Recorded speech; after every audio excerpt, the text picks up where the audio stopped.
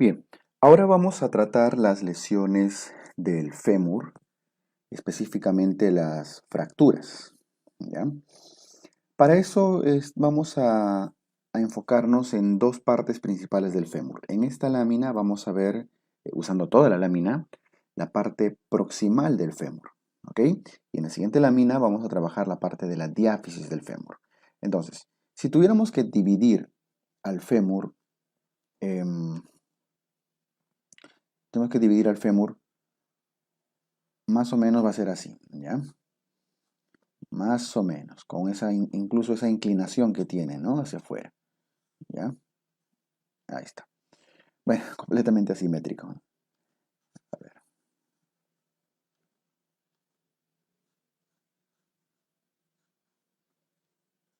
Ya, más o menos así. Ok, tenemos al fémur dividido en su parte proximal. Es muy parecido al hombro, ¿no? Al húmero arriba. Tenemos en su parte media o diáfisis, ¿no es cierto? Y tenemos una parte distal. Las dos zonas más frecuentemente fracturadas son justamente estas dos, la parte proximal y la parte media o diáfisis. ¿Ok? Muy bien. Entonces, esta parte proximal puede fracturarse a nivel de su cabeza, a nivel del cuello, aquí no hay cuello anatómico o cuello quirúrgico. Puede ser a nivel del trocánter mayor, puede ser a nivel del trocánter menor, podría ser incluso por debajo de los trocánteres. Son diferentes zonas de fractura, ¿verdad? Cabeza, cuello, trocánter mayor, trocánter menor, zonas subtrocantéricas. En general, todas estas zonas son frecuentemente lesionados en los ancianos, en los abuelitos. ¿Por qué? Porque los abuelitos están muy frecuentemente asociados o sufren mucho de osteoporosis, ¿verdad? Muy bien. ¿Qué más?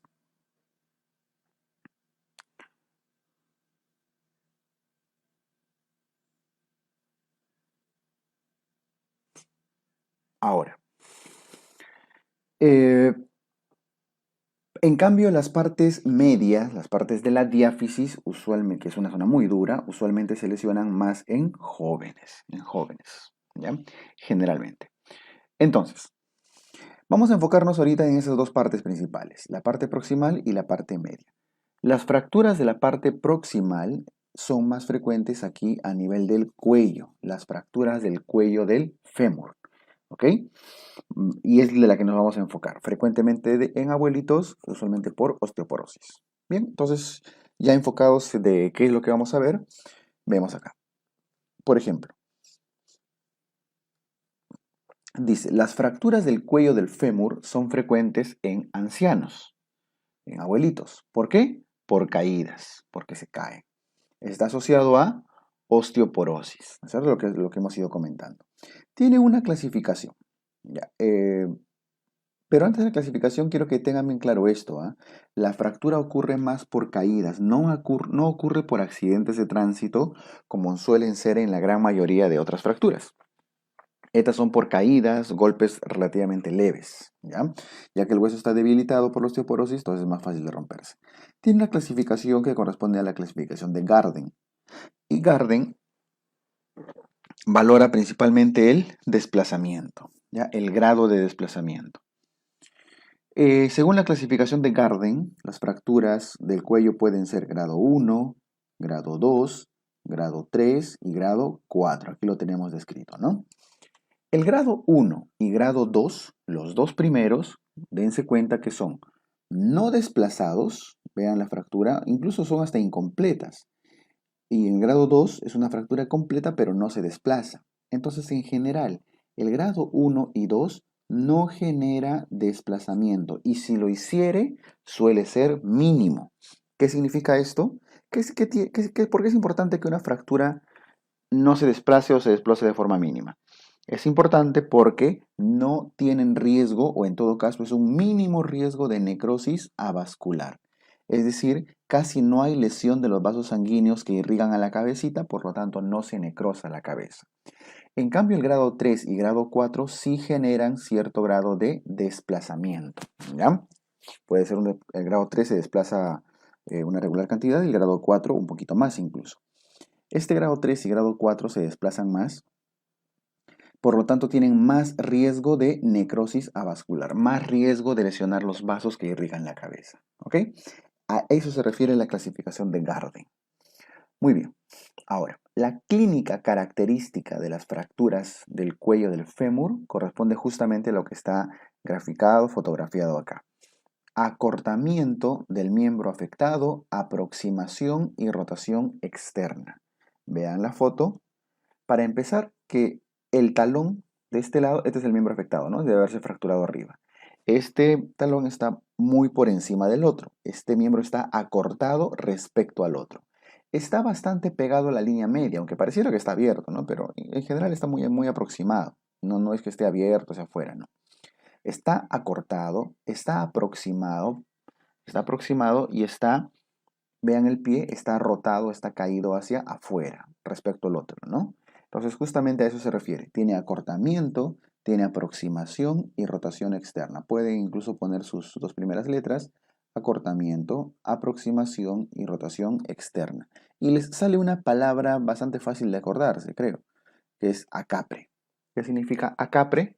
Justamente lo que estamos comentando, ¿no? Acortamiento, aproximación y rotación externa. Ojo, no es una triada. No es que tengan que estar los tres presentes. Basta que les mencionen en una pregunta que se trata de un abuelito que se ha caído y tiene alguna de las tres características, ya sea que se acortó, que se aproxima o está rotado hacia afuera, listo. De frente se van a la que es una fractura del cuello del fémur. ¿Ok? Muy bien. Entonces, acortamiento, aproximación y rotación externa como clínica principal. Además, hay imposibilidad para mover el talón, no solo el talón, en general hay imposibilidad para mover todo el miembro inferior, así que creo que ese dato es bastante sencillo, ¿no? Muy bien. El diagnóstico debe hacerse, por supuesto, con una radiografía. Tenemos dato clínico, pero finalmente para confirmar el diagnóstico hay que radiografiar, ¿cierto? Ahí no hay mayor cosa. Ahora, no olviden, acá hay un dato importante que tienen que tener en cuenta, que la gran complicación y el gran problema de estas fracturas es justamente que la cabeza se necrose. Y la cabeza, que ahí lo estoy pintando de rojo, ¿no? De oscuro. Y la razón por la que la cabeza se necrosa usualmente es porque hay lesión de qué vaso sanguíneo, lesión de la arteria. ¿Qué arteria irriga la cabeza? La arteria circunfleja medial, ¿no es cierto? La medial. Porque la lateral, acuérdense, una imagen de este tipo, voy a usar ese grafiquito que he hecho acá, ¿ya? Solo para que recuerden un poquito anatomía de las circunflejas, ¿no? De la arteria femoral o de la femoral accesoria a veces, viene la femoral, salen dos circunflejas. Una circunfleja que se va hacia afuera, hacia la zona lateral, envuelve esa zona e irriga el trocánter mayor, el trocánter menor, y una circunfleja que se va más hacia la parte medial, te la da la vuelta al cuellito e irriga la cabeza. Las fracturas del cuello usualmente lesionan la medial, la circunfleja medial, ¿ya?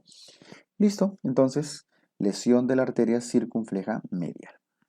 Muy bien. Em, Veamos ahora el, el tratamiento. El tratamiento de la fractura de cuello. Tratamiento.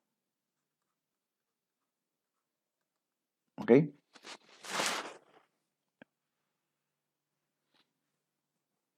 El tratamiento de la fractura de cuello es principalmente quirúrgico. ¿Por qué? ¿Por qué? Para empezar, que como estamos hablando de miembro inferior, es muy difícil en esta zona que el miembro inferior se consolide por sí solo, tiene que soportar el peso de la persona. Pero más importante que eso, porque es una fractura patológica. Al ser una fractura patológica, o sea, asociada a osteoporosis, su manejo, su consolidación espontánea va a ser casi imposible, sobre todo si es un Garden 2, 3, 4.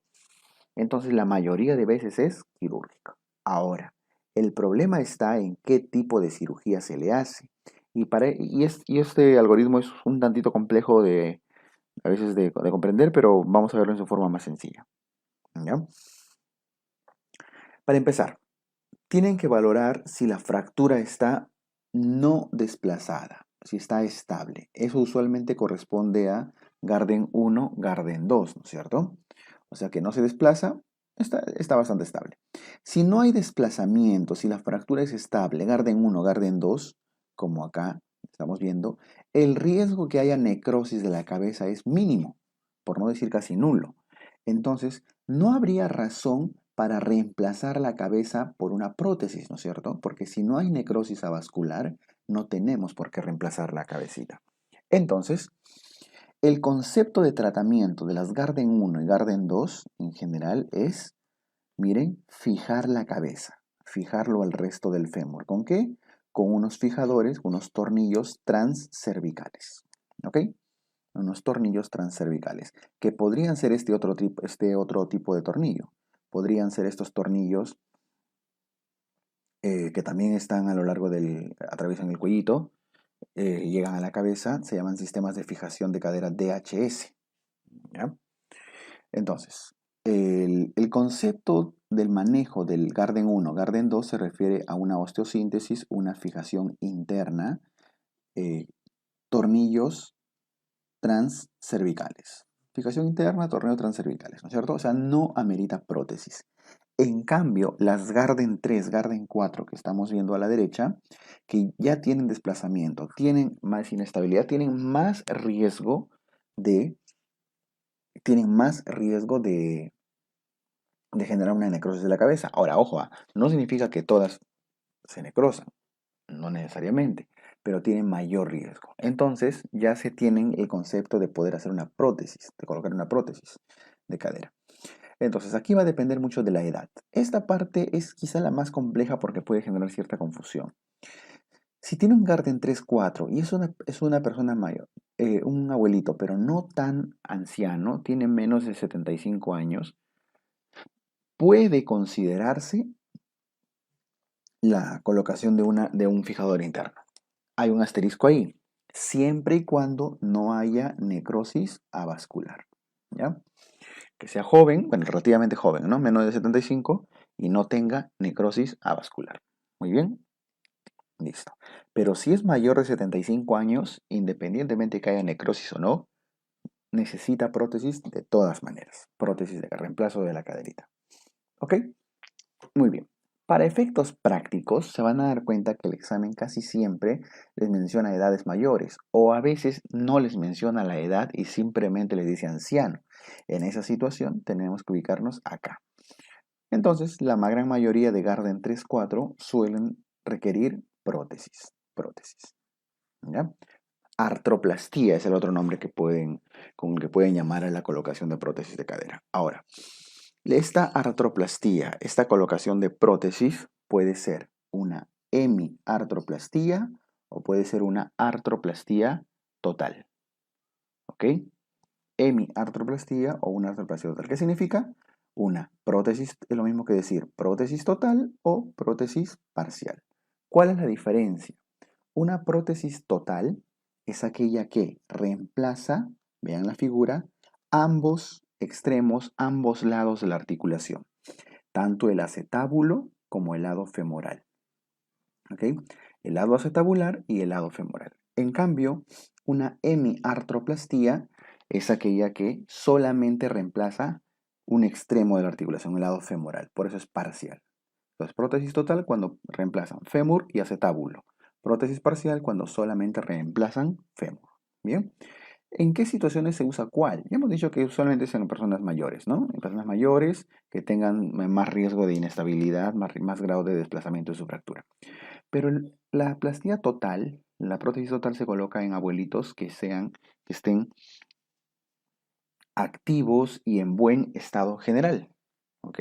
Quiere decir que tengan buena expectativa de vida. Usualmente se refiere a personas que que puedan realizar sus actividades diarias con normalidad y que tengan una expectativa de vida usualmente mayor a 3 años.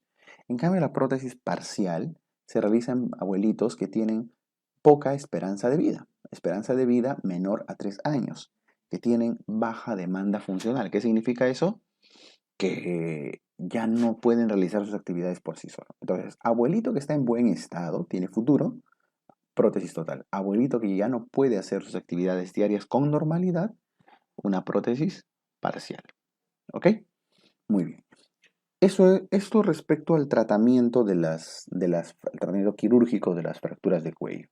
Complicaciones frecuentes, lo que estamos viendo abajo, la necrosis avascular, hemos visto la necrosis avascular, que es la necrosis de la cabecita, la pseudoartrosis, que es el retraso en la consolidación, ¿no es cierto? Si es un abuelito osteoporótico, con frecuencia va a ser retraso en la consolidación. Es una fractura de alta mortalidad, encamamiento crónico, ¿ya? ¿Por qué? ¿Por qué tiene alta mortalidad? Los abuelitos con esta fractura mueren no tanto no tanto por la fractura en sí, sino por la postración. Y ya saben que los abuelitos postrados usualmente hacen neumonías, hacen infecciones urinarias, trombosis, escaras que se infectan, etc. Entonces, en general, em, el encamamiento crónico les genera alta mortalidad, ¿no? Por problemas asociados a la fractura. ¿Ok? Listo. Eso es lo que podemos mencionar de las, de la fractura de cuello de fémur, que es la fractura más importante y la más frecuente del, del fémur. ¿Ok? Muy bien.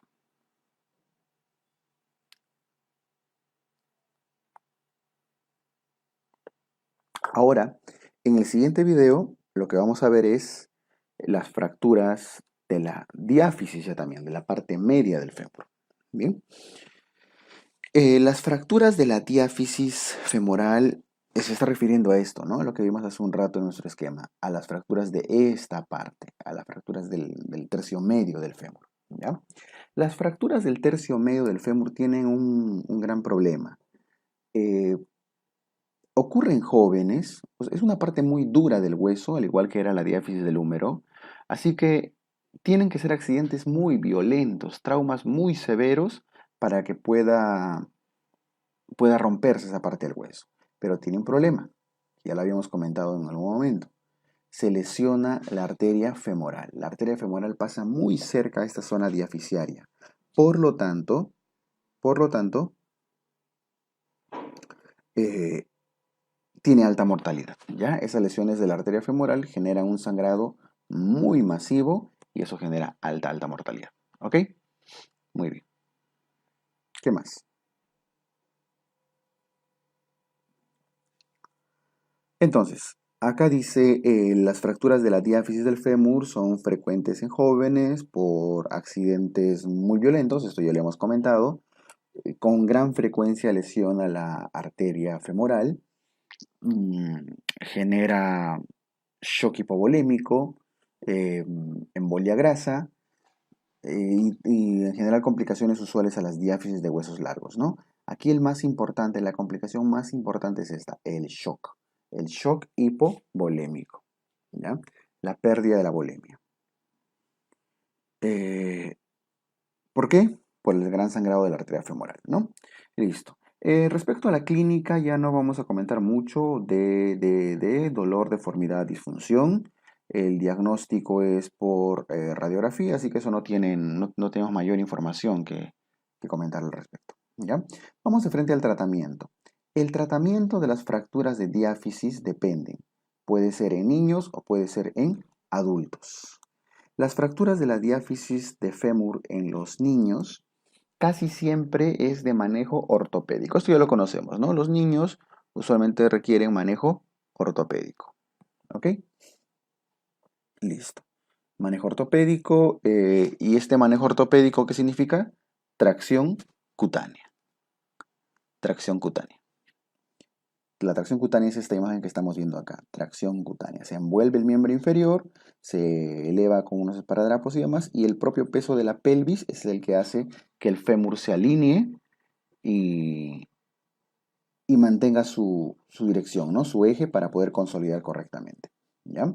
Pero no solamente la tracción, porque eh,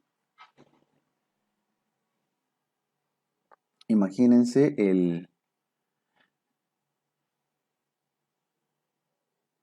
el niño no va a poder estar completamente inmovilizado en esa posición por mucho tiempo, ¿no? Entonces, además de la tracción cutánea, tiene que colocar un yeso. Tracción cutánea más yeso. Un yeso que vaya de la pelvis hacia el pie. Es un yeso pelvipédico, ¿ya? Para inmovilizar correctamente el fémur. En eso consiste el manejo ortopédico de las fracturas de diáfisis en niños. Tracción cutánea y su respectivo yeso pelvipédico. Ahora, en los adultos, la cosa cambia un poquito. En adultos tienen que definir si va a ser ortopédico o quirúrgico. Ya sabemos que el manejo ortopédico suele hacerse en casos no desplazados y el manejo quirúrgico suele hacerse en casos desplazados inestables, ¿ya? El manejo ortopédico se refiere a la tracción ósea, que es más o menos esto de acá. Esa es una cutánea. La tracción ósea se refiere a colocar unos fierros, ya sea por encima de los cóndilos del fémur o en la misma tibia, y desde ahí generar una tracción, ¿ya? Hacia las poleas. Entonces, es una tracción ósea. En el caso de los niños se envolvía con esparadrapos, gasas, eso es cutáneo. Y en el caso de los adultos sí tienen que atravesar el hueso, tracción ósea. Y así el paciente se queda varias semanas en esa posición hasta que se vaya formando el callo óseo, ¿no? Y después tienen que poner también su yeso pelvipedio. Listo. Pero si fuera desplazada la fractura, ahí sí tiene que ser quirúrgica. Y la opción quirúrgica de elección en las fracturas de la diáfisis es el clavo endomedular, que es lo que estamos viendo ahí en la imagen, ¿no? Todo un clavito, un fierro a lo largo del eje del fémur, que estabilice y fije la zona de fractura. Bien, entonces, conclusión. Niños, usualmente manejo ortopédico. Adultos, ortopédico en los no desplazados y quirúrgico en los desplazados inestables. Si eligen manejo ortopédico es una tracción ósea. Y si eligen un manejo quirúrgico, lo que suele hacerse en las fracturas de diáfisis es la colocación de un clavo endomedular.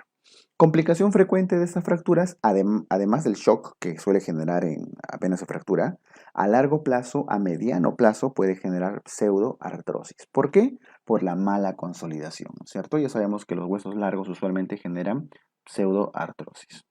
¿Ya? Pseudoartrosis por mala consolidación. ¿Ok? Listo. Esto respecto a las fracturas de la diáfisis, ¿ya? Tanto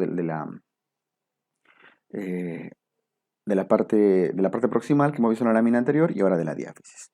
Muy bien, aquí vamos a terminar este video en la parte de lesiones de rodilla. Es un tema grande que lo vamos a ver en 2 videos incluso a partir del siguiente. Bien, terminamos entonces. Gracias.